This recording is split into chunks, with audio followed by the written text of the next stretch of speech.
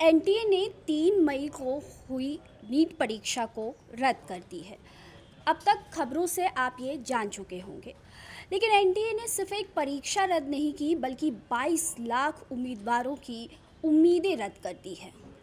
किसी परीक्षा के पोस्टपोन होने पर या कैंसिल हो जाने पर कैसा महसूस होता है, ये वो बच्चे ही जान सकते हैं जिन्होंने कोई परीक्षा दी हो और कभी इस तरह की सिचुएशन से गुजरे हो। नमस्कार, आप देख रहे हैं प्रभात खबर। मैं शांभवी।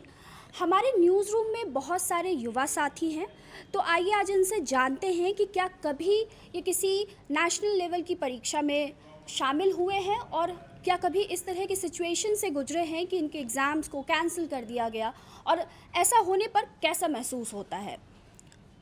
सबसे पहले तो मैं सौम्या से बात करूंगी। सौम्या, बताइए कि आपने कभी कोई नेशनल लेवल की परीक्षा दी है या कोई और एग्ज़ाम जो कभी कैंसिल हो गई हो, ऐसा कोई सिचुएशन फेस किया है आपने?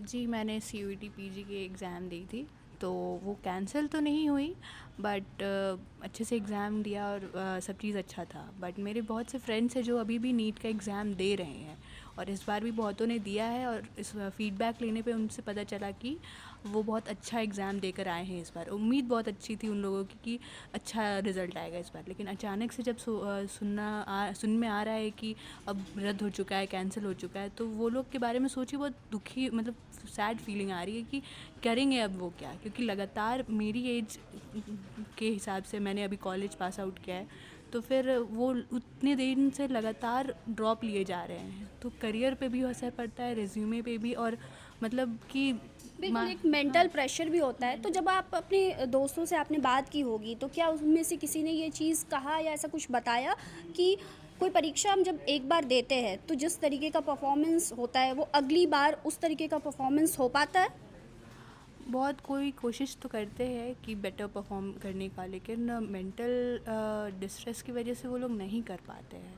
और अपने में भी मैं अपने आप को भी देखती हूँ, तो लगता है कि फैमिली प्रेशर और सोसाइटी प्रेशर, सबसे ताने वगैरह सुनने के बाद फिर लगता है कि छोड़ ही दे। बिल्कुल, लड़कियों के साथ तो बहुत ही प्रेशर होता है। लता, आप इस पर क्या कहना चाहेंगी? प्रेशर देखिए, अगर आप किसी कॉम्पिटिटिव एग्ज़ाम में बैठते, जैसे मैंने आईआईटी के एग्ज़ाम में मैं बैठी थी, ठीक है।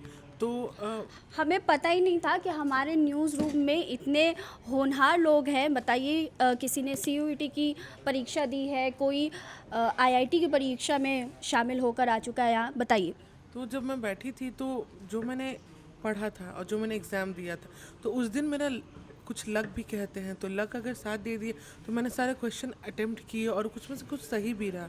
लेकिन जब रद्द हो जाती है एग्ज़ाम, तो आपके पे प्रेशर आता है कि अब जैसे क्वेश्चन आएंगे वो क्वेश्चन कैसे रहेंगे। उसमें कितने बार बच्चे पैनिक भी कर जाते हैं, और उसमें जो सेकेंड टाइम बैठते हैं और उनका एग्ज़ाम अच्छा गया रहता है, तो पैनिक मोड में बहुत सारे क्वेश्चंस गलत कर देते हैं, तो ये सीधे उनके करियर पे इम्पैक्ट पड़ता है। तो ये सब जो चीज़ें होती है, ये तो होना नहीं चाहिए, और हो भी रही है। तो स्टूडेंट के कहीं ना कहीं करियर के साथ खिलवाड़ हो, क्योंकि बहुत ऐसे टैलेंटेड लोग हैं जिन्हें सीट नहीं मिलेंगी, और जिनका एग्ज़ाम अच्छा नहीं गया वो सेकेंड टाइम बैठेंगे तो वो हासिल कर लेंगे। तो ये बहुत गलत चीज़ है। बिल्कुल। और हमारे और भी युवा साथी यहाँ पर हैं। प्रतीक, आप क्या कर रहे हैं फ़िलहाल? कुछ खास नहीं, बस अपना काम कर रहा हूँ। तो तो आपको लगता है कि एनटीए अपना काम ढंग से कर रही है? एनटीए के बारे में कुछ कहना, मतलब क्या कहते हैं उसको, क्या एक पॉजिटिव थॉट कुछ आता ही नहीं है जब एनटीए का नाम सुनने के बाद। क्योंकि आप जब बैक हिस्ट्रीज की देखेंगे तो ये पहला मामला नहीं है कि जो मतलब पेपर आउट हुए हैं और एग्ज़ाम कैंसिल हुआ है। इससे पहले लगातार ये शायद चौथी पांचवी घटना है जब नीट की पेपर लीक हुई है। इससे पहले जो है नेट का भी एग्ज़ाम हुआ था, तो वो भी पेपर हाँ, कैंसिल हुए थे। 2024 में बहुत सारी परीक्षाएं जो है उनमें टेक्निकल गड़बड़ी जो पाई गई, और फिर कुछ एग्ज़ाम जैसे कि नीट परीक्षा तो कैंसिल भी करनी पड़ी थी। तो ये क्या है कि जब ऐसे एग्ज़ाम कैंसिल होते हैं और पेपर जब लीक होता है, तो जो लड़के जो बच्चे मेहनत कर रहे हैं, अपने घर परिवार से दूर रह कर के पढ़ाई करते हैं और उनके अपने सपने होते हैं, तो कहीं ना कहीं उन सपनों पे जो है मतलब एक आघात पहुंचता है। उनका जो है मतलब एक जो क्या कहते हैं मेंटल स्टेट जो होता है वो भी डिस्टर्ब होता है, और कॉन्फिडेंस भी डाउन होता है जब ऐसे इस तरह की जो कोई भी घटनाएं होती हैं। तो स्मिता है हमारे बीच। स्मिता बताओ कि क्या होता है दोबारा जब परीक्षा देना हो, पर मान लो एक सिचुएशन इमेजिन करो कि तुमको दोबारा एग्ज़ाम देना हो, तो कैसा फील करोगी? पहली बात कि स्टूडेंट के ऊपर बहुत ज़्यादा मेंटल स्ट्रेस होने लगता है, वो कॉन्फिडेंस नहीं मिल पाता है सेकेंड बार, और बार बार उनके मेंटल हेल्थ में भी बहुत ज़्यादा इफ़ेक्ट पड़ता है। तो बार बार एग्ज़ाम क्लियर करना सबके लिए पॉसिबल नहीं होता है, एक जैसा मार्क्स लाना, और हर बार सिचुएशन एक जैसा नहीं होता है, तो इस वजह से स्टूडेंट के ऊपर बहुत ज़्यादा इफ़ेक्ट पड़ता है। तो ऐसा सितांशु है हमारे बीच। सितांशु, एक मिनट। हाँ, तो आपने कभी कोई ऐसी एग्ज़ाम दी है? मैंने नेट का पेपर दिया था 2024 में, जून का समय था उस समय। तो एक्चुअली मैं जब एग्ज़ामिनेशन हॉल से ही बाहर निकला था, तो जैसे ही मैंने फ़ोन खोला मेरे ट्विटर पर नोटिफिकेशन आया कि एनटीए ने एग्ज़ाम को या गवर्नमेंट एग्ज़ाम को, नेट एग्ज़ाम को ही कैंसिल कर दिया।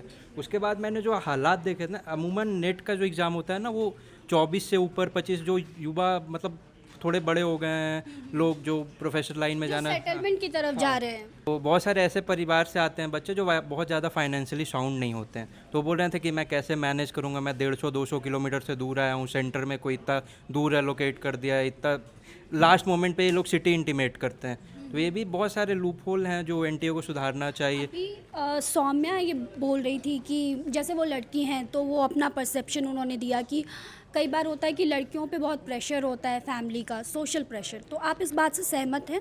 हाँ, कम्प्लीटली एग्री करता हूँ कि हाँ, लड़कियों पे बहुत ज़्यादा प्रेशर होता है कि उन्हें जल्दी सेटल होना है, नहीं तो उनकी शादी करवा दी जाती है। खासकर टियर 2 टियर 3 सिटीज़ में ऐसा अमूमन देखा जाता है। तो इस पर सरकार को अच्छे से विचार करना चाहिए, स्ट्रिक्ट एक्शन लेना चाहिए एनटीए के अगेंस्ट भी। क्या क्या चीज़ें हैं जिस पे काम किया जा सकता है, कौन कौन लोग इसमें शामिल है जो पेपर लीक कर रहे हैं, इस पर सरकार को स्ट्रिक्ट एक्शन लेना चाहिए फॉर श्योर। अच्छा, प्रतीक और सितांशु, मैं आप दोनों से ही, चूँकि हम लोग टेक्निकल फील्ड के भी हैं, तो अभी ऐसा कहा जा रहा है कि अगर नीट की परीक्षा सीबीटी मोड में होगी तो शायद इस तरह की गड़बड़ी नहीं पाई जाएगी। इस पे आप लोग क्या, मतलब एज अ मतलब यूथ में आपका सजेशन जानना चाहूँगी। देखिए, एग्ज़ाम जो है वो चाहे सीबीटी मोड पे हो, ऑनलाइन हो, ऑफलाइन हो, रिटेन हो, अगर क्वेश्चंस आउट हो रहे हैं तो एग्ज़ाम मोड इसके लिए जिम्मेदार नहीं है। ये कहीं ना कहीं जो व्यवस्था है वो जिम्मेदार है, और व्यवस्था को ठीक करना होगा। जो लोग जिम्मेदार हैं उन पे सख्त कार्रवाई करनी होगी, क्योंकि आप जब बैक हिस्ट्री देखेंगी पेपर लीक के मामलों में, तो ऐसा कोई आपको एक एग्ज़ाम्पल, जो जिसको कहा जाता है एक एग्ज़ाम्पल सेट करना, तो सरकार की ओर से कोई अब तक ऐसा एक एग्ज़ाम्पल नहीं सेट किया गया है पेपर लीक के मामले में, जो जिससे लोगों में डर बने और जो लोग इस तरह के काम में संलिप्त हैं उनमें एक जो है डर का माहौल हो और आगे इस तरह की घटनाएं न हो। तो मेरा जो पर्सनल ओपिनियन है कि एग्ज़ाम मोड बदलने से पेपर लीक का कोई संबंध नहीं है और इससे बहुत ज़्यादा प्रभाव नहीं पड़ेगा, जब तक कि गवर्नमेंट और हमारी न्याय व्यवस्था एक एग्ज़ाम्पल न सेट करे इस तरह के लोगों के खिलाफ में। और सितांशु, आपका क्या कहना है इस पे? I completely agree with Prateek point कि वो जैसा बोले एग्ज़ाम मोड क्या है, अगर एग्ज़ाम मोड चेंज भी हो गया उसके बावजूद अगर पेपर आपके पास ऑलरेडी 1 घंटे 2 घंटे पहले आ रहे हैं, तो अल्टीमेटली उसका कोई मतलब ही नहीं है। पेपर तो आउट हो रहे हैं, बच्चों पे प्रेशर पड़ रहा है, पेपर रद्द हो रहे हैं। तो आपको न्याय व्यवस्था उस तरीके से करनी चाहिए, सरकार को स्ट्रिक्ट एक्शन लेना चाहिए जो इन सारी चीज़ों में इन सारी एक्टिविटीज़ में शामिल है। Ultimately I completely agree. Sorry. अभी हमारे साथ मिथिलेश सर हैं, ये लंबे वक्त से पत्रकारिता जगत से जुड़े हुए हैं, तो मैं इनसे भी जानना चाहूँगी कि इस तरह की जो चीज़ें होती है, पेपर लीक का जो मामला होता है, तो इस पर क्या कुछ किया जा सकता है और कैसे इसे ठीक किया जा सकता है? ऐसा है स्वाभाविक कि चीज़ें जो गड़बड़ हैं वो ठीक हो सकती हैं। ठीक करने के लिए माइंडसेट होना चाहिए और विल पावर होनी चाहिए। अगर गवर्नमेंट चाह ले तो ये सारी चीज़ें दुरुस्त हो सकती हैं। आखिर जो लीक होता है क्वेश्चन पेपर, वो कहाँ से लीक होता है? या तो जहाँ पेपर सेट होता है वहाँ से लीक होता है, या तो जहाँ पेपर रखे जाते हैं वहाँ से लीक होता है, या फिर ट्रांजिशन के दौरान लीक होता है, यानी कि रास्ते में कहीं कोई लीक कर देता है। यानी जो लोग उस काम में लगे हुए हैं, जिनकी जिम्मेवारी है उसको लीक ना होने देना, पूरा उसका गोपनीयता को मेंटेन करना, उन्हीं में से कोई ना कोई है जो लीक करता है। मास्टरमाइंड कोई भी हो सकता है, वो बेचने वाला कोई भी हो सकता है, मगर जो पहला जो बेचने वाला होता है वो अपने सिस्टम का कोई एक व्यक्ति होता है। तो कभी भी किसी मामले में ये नहीं देखा गया कि उस सिस्टम के आदमी को पकड़ के कभी सज़ा मिली हो। तो जिस दिन ये व्यवस्था लागू हो जाए कि भाई अगर आप सिस्टम में हैं और ये लागू होता है तो उसकी जिम्मेवारी आप तय होगी और उसकी सज़ा आपको मिलेगी। और एनटीए का अब तक का ट्रैक रिकॉर्ड तो बहुत बुरा है। रिज़ल्ट टाइम पे नहीं आते, बच्चों को एग्ज़ाम सेंटर लास्ट आवर में आप बदल देते हैं, पेपर लीक हो जाता है। आप कर क्या रहे हैं फिर? जो जिम्मेवार लोग हैं उनको करना पड़ेगा और उसके लिए बहुत ज़रूरी है कि लीगल एक्शन होना चाहिए और उनके ऊपर क्रिमिनल ऑफेंसेस के केस चला के, फास्ट ट्रैक केस चला के उनको सज़ा होनी चाहिए। ऐसा अगर हम कर पाएंगे, हमारी सरकार अगर कर पाएगी तो निश्चित तौर पे ये सारी चीज़ें दुरुस्त हो जाएंगी। लेकिन उसके लिए फिर मैं कहूँगा विल पावर बहुत मजबूत होनी चाहिए। सरकार की जो डिसीजन बॉडी है उसको बिल्कुल रुख अख्तियार करना पड़ेगा और कल्प्रिट्स को सज़ा देनी पड़ेगी। और उसके साथ साथ बच्चों को जो मेंटल प्रेशर झेलना पड़ता है, जो उनको आर्थिक नुकसान झेलना पड़ता है, बड़ी मुश्किल से बहुत सारे परिवार अपने बच्चों को एग्ज़ाम में बैठने की व्यवस्था कर पाते हैं और उनके लिए आप 300-400 किलोमीटर दूर का सेंटर लगा देते हैं। आप तो तय ही नहीं कर पा रहे कि आप हैं किस लिए। आपको बनाया गया है कि जो एग्ज़ाम देना है उन बच्चों को सहूलियत हो, वो बेहतर तरीके से मैनेज करें आप। ये दोनों चीज़ में एनटीए पूरी तरह से फेल रहा है। और तीसरा जो सबसे बड़ा है कि एक बार एग्ज़ाम दिया बच्चा फिर वो एक एग्ज़ाम के लिए तैयारी करना शुरू कर दे, ये और भी बुरी चीज़ है। ये कतई बर्दाश्त नहीं किया जा सकता। किसी सिविलाइज्ड सोसाइटी में तो कम से कम बर्दाश्त नहीं कर सकते हम लोग। अभी हमारे बीच अरविंद सर हैं, तो इनसे मैं एक अभिभावक के तौर पे जानना चाहूँगी कि कैसा महसूस होता है किसी पेरेंट्स को, जब क्योंकि पेरेंट्स भी लगे होते हैं ना, सिर्फ बच्चे तैयारी नहीं करते, उनके साथ पेरेंट्स भी तैयारी करते हैं। तो मैं इनका जानना चाहूँगी ओपिनियन क्या है इस पे। देखिए, इस तरह की घटनाएं तो बिल्कुल से अक्षम्य मानी जा सकती हैं कि इस तरह से होना नहीं चाहिए। क्योंकि कोई भी बच्चे जब तैयारी करते हैं तो उसके पीछे पूरा एक मैन पावर घर का और पूरे तंत्र लगा हो रहता है। घर वाले इतना समय देते हैं बच्चों को, बच्चे इतना मेहनत करते हैं और जब काफ़ी मेहनत करने के बाद में जब एग्ज़ाम फेस करते हैं, एग्ज़ाम अपने आप में एक बहुत बड़ा चुनौतीपूर्ण होता है। हम लोग सब कोई उसी रास्ते से यहाँ पहुँचे हैं, तो एक समझते हैं कि क्या माहौल होता है, उस तैयारी के पीछे बच्चे कितनी रातें गुजार देते हैं। और उस मेहनत करने के बाद में जब उनको ऐसा लगता है कि हम उस मुकाम तक पहुंचने ही वाले हैं, एग्ज़ाम फेस करते हैं, कठिनाई के साथ एग्ज़ाम देते हैं, चुनौती के साथ, और अचानक से पता चलता है कि एग्ज़ाम में पेपर लीक के कारण से एग्ज़ाम कैंसिल कर दिया गया। आप समझ सकते हैं कि बच्चों की मानसिकता क्या होगी, किस स्तर पर होगी कि मतलब को लक्ष्य पाने ही वाले होते हैं और इस तरह की जो घटनाएं होती हैं वाकई बहुत तकलीफ़देह है परिवार के लिए, बच्चों के लिए। आप समझ सकते हैं कि उसको फिर से ज़ीरो से स्टार्ट करना पड़ता है, फिर से उसी रास्ते पर उसको आगे बढ़ना पड़ता है, उसके पेरेंट्स को, माँ बाप को फिर वही संघर्ष करना पड़ता है।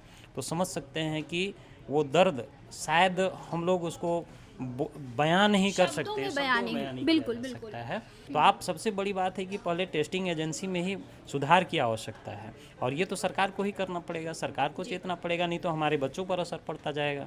बच्चे संघर्ष करते जाएंगे, धीरे धीरे उनका मोरल डाउन होता जाएगा। कितनी दिन संघर्ष कर सकता है कोई भी? एग्ज़ाम देता है मेहनत के साथ में, अचानक से एग्ज़ाम कैंसिल कर दिया जाता है। बिल्कुल से हर परिवार के लिए, हर बच्चे के लिए ये निराशाजनक है, इसमें सुधार की आवश्यकता है। शांभवी, मैं खुद भी नीट की एस्पिरेंट रह चुकी हूँ। मैंने 11th-12th जो है कोटा में जा कर के नीट की तैयारी की थी और मुझे पता है कि स्टूडेंट्स कितना कुछ गो थ्रू करते हैं जब वो एक दिन एग्ज़ाम देने के लिए बैठते हैं। हम बार बार कह रहे हैं कि उनकी साल भर की मेहनत चली गई, पर असल में किसी भी एक स्टूडेंट की साल भर की मेहनत नहीं है। कि अगर उसका फर्स्ट अटैम्प्ट भी है ना, तो उसने 11th क्लास में जब बायो लिया था तब उसने डिसाइड कर लिया था कि मुझे 12th के साथ में नीट देना है। तो हर छात्र की कम से कम 2 साल की मेहनत है और नीट में मुझे लगता है सबसे ज़्यादा ड्रॉपर्स होते हैं। कितने सारे स्टूडेंट होंगे जो 3 साल, 4 साल, 5 साल से तैयारी कर रहे होंगे उस एक दिन के लिए। और हम कहते हैं कि अगर तुम 2 साल या 3 साल से तैयारी कर रहे हो तो तुम तो ज़्यादा जान रहे हो, तुमको तो एक ही चीज़ हर साल पढ़ना है, तुम बेटर दे दोगे। ऐसा नहीं होता है। जिस भी इंसान ने एक बार वो एग्ज़ाम दे दिया और वो फिर से उस एग्ज़ाम में बैठ रहा है, उसकी मेंटल स्टेटस जो है हर साल डिग्रेड करती है। उसको हर साल खुद को मोटिवेट करना पड़ता है कि मैं इस बार कर लूँगा, इस बार कर लूँगा। लोगों के ताने मिलते रहते हैं कि कैसे नहीं हो रहा है तुम्हारा, तो सबका हो जाता है। और नीट में ये चीज़ भी है कि नंबर ऑफ़ सीट्स इतने कम हैं। मुझे लगता है कि 22 लाख बच्चे जो बैठ रहे हैं वो इतने ज़्यादा प्रेशर के साथ बैठते हैं क्योंकि उनको पता है कि अगर गवर्नमेंट कॉलेज नहीं मिली तो मेडिकल कॉलेजेस की फ़ीसेस इतनी ज़्यादा हैं कि प्राइवेट में तो वो कर नहीं पाएंगे। नीट की एग्ज़ाम होती है, उनका स्ट्रिक्टनेस इतना ज़्यादा होता है कि आप 1 मिनट लेट कर देंगे तो आपको बोला जाएगा आप नहीं आ सकते अंदर। बच्चे रो रो के मर जाएं गेट पर, उनको नहीं घुसने दिया जाएगा। कितना बार हुआ है कि नीट एग्ज़ाम में चेकिंग के लिए लड़कियों के इनर वेयर्स तक खुलवा दिए गए हैं। इतने सारे स्ट्रिक्टनेस आप स्टूडेंट्स के साथ दिखा रहे हैं, बट जब पेपर लीक होता है तब कहाँ एक्शन है। एनटीए को आज खान सर ने कह दिया कि नॉन ट्रस्टेबल एजेंसी, और मुझे लगता है बिल्कुल सही कहा।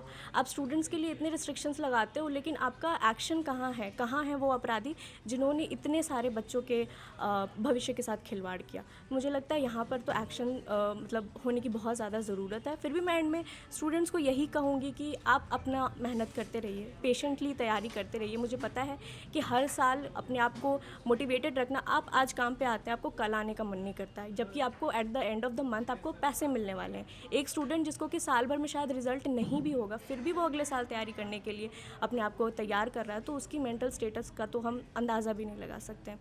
तो सच में बहुत बड़ा खिलवाड़ है जब इतनी आसानी से पेपर लीक हो जाता है, और बार बार हो रहा है। क्योंकि मुझे याद है जब मैंने पहली बार नीट दिया था, उस टाइम नीट का नाम नीट नहीं AIPMT था, उस टाइम भी पेपर लीक हुआ था।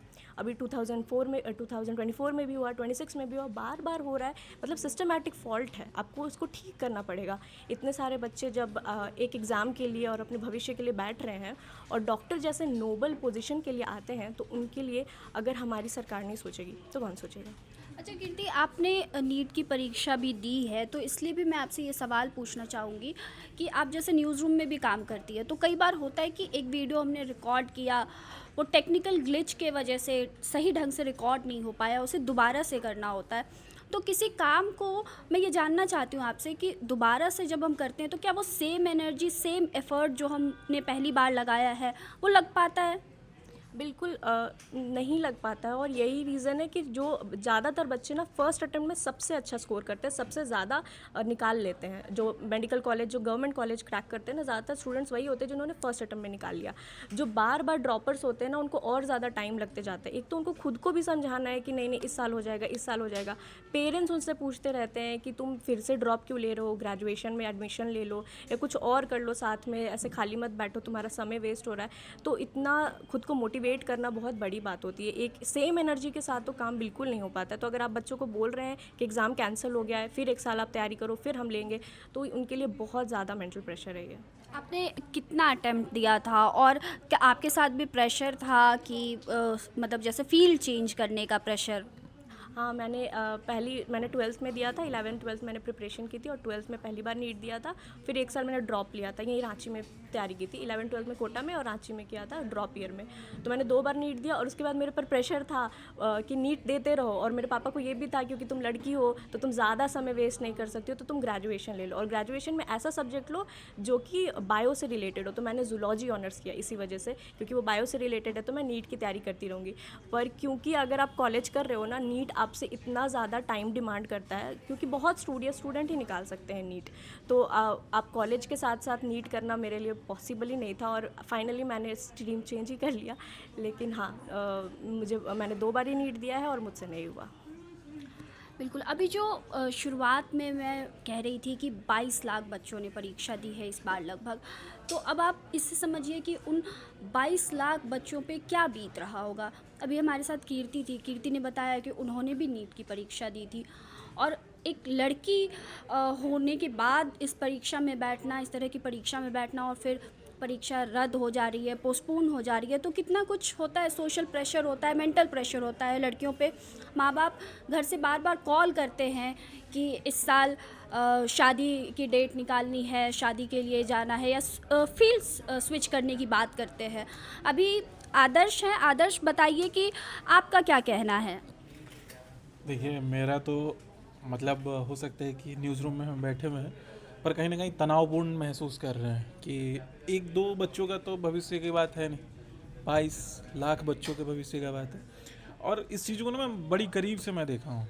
मेरा बैकग्राउंड बायो से ही रहा है। उस समय एम्स का निकलता था फॉर्म, तो उस समय हम दिए हुए थे, एक बार नहीं हुआ, फिर उसके बाद मेरा बेट भी चेंज हम कर लिए।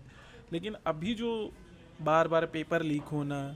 आप क्या कर रहे हो ना, गवर्नमेंट जो पॉलिसी बना रही है या एनटीए जिसके थ्रू एग्ज़ाम हो रहा है, वो कहते हैं कि आप ये स्मार्ट वॉच पहन के आप नहीं जा सकते, आपका गला में कुछ ऐसा नहीं होना चाहिए, आप कुछ भी उस तरीके का कपड़ा नहीं पहन के जा सकते।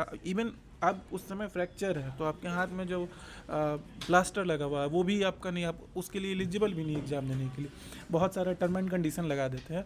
और लेकिन जब बच्चा ठीक है, सब चीज़ आपकी शर्तों पे मानने के लिए बच्चा तैयार है, सारा शर्त पूरा कर रहा है, लेकिन आप जब उसका भविष्य का बात आता है ना, तो आप पेपर लीक हो जा रहा है। कहाँ से लीक हो रहा है? आप ही के विभाग का तो कोई कर रहा होगा ना, कोई तीसरा तो नहीं कर रहा होगा, बाहर के हम आप या कोई दुनिया तो नहीं जाके कर रहा होगा, आप ही के विभाग कर रहे हैं। तो क्यों ऐसा हो रहा है?